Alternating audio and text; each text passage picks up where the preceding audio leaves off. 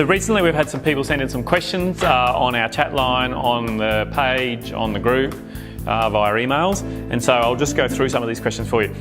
One of the questions was, what is the ideal time in your career to do continued professional development courses? Okay, obviously I'm slightly biased because I sell courses now, so I won't talk about what I think now, I'll tell you what I did.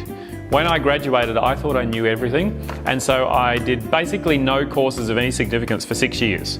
7 years, 8 years after I practiced. I think I graduated in 1998, and then the first time I did a major course was in 2006. So 8 years, I basically did one-day courses like the Dental Association courses where you go and listen to lectures all day. Now those courses are interesting, sometimes they're inspiring, but they don't really teach you anything of significance. So in 2006 I went and did a live patient veneer course, and it really changed my practice in a huge way. And what I learned from that is that the value to me for a course wasn't related to how cheap it was actually often related to how expensive.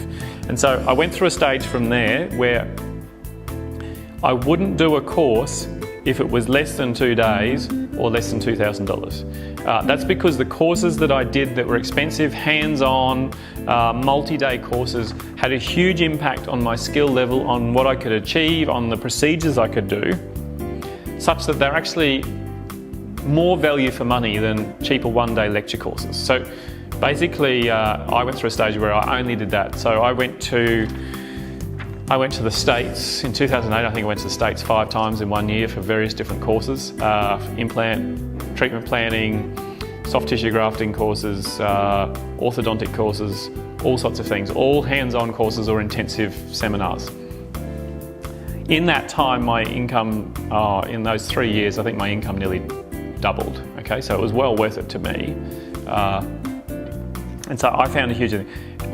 In hindsight, I wish I had done more intensive education earlier in my career, because when I was first graduated, because I felt I knew everything, I didn't see the value in really learning more things. Okay, nowadays it's much easier to know you don't know everything because you go on Facebook and you see all sorts of stuff that you were never taught about at dental school, or which you have no idea how to do. So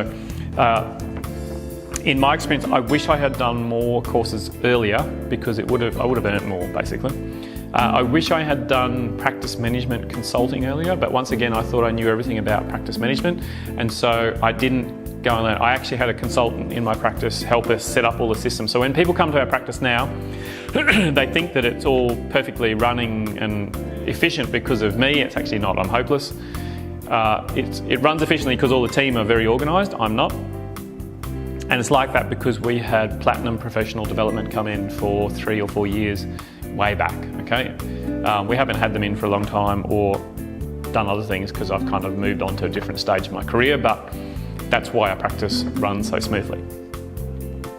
Basically, earlier is better in my opinion, okay? Obviously you can't spend so much that you go broke, and sometimes you have to do things like buy a practice or buy a house or have a wedding or buy a car and stuff. But in general, if you keep your personal costs down in your early part of your career will do much better. If you start out early in your career and you buy a big house and a big car, fancy car, and do like too many trips early on, then it's going to really stunt the development of your practice and your career, because you won't have much money left to invest.